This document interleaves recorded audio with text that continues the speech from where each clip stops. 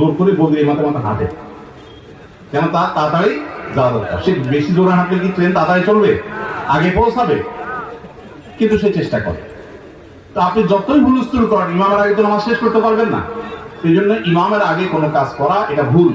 নবী সাল্লাল্লাহু আলাইহি ওয়াসাল্লাম বলেছেন, ইন্নামা জুইলাল ইমামু লিইউতাম্মা বিহি। ইমাম দেয়া হয়েছে তাকে অনুসরণ করবার জন্য। ইমাম যখন রুকুতে যায় তারপরে রুকুতে যাওয়া, যখন সিজদা যায় তারপরে সিজদা দিবে, যখন সালাম ফিরে তারপরে সালাম দিবে। এই হলো নবী সাল্লাল্লাহু আলাইহি ওয়াসাল্লামের নির্দেশ। অতএব ইমাম সালাম ফেরার আগে সালাম ফিরানো যাবে না। যদি কেউ ইমাম সালাম ফেরার আগে সালাম ফিরিয়ে ফেলেন, তাহলে হানাফি মাযহাবের উলামাদের মতে নামাজ হয়ে যাবে, কিন্তু এরকম করাটা মাকরুহ। আর অন্য অনেক ইমামদের মতে নামাজই হবে না, কারণ ইমামরা আনুগত্য করা ওয়াজিব।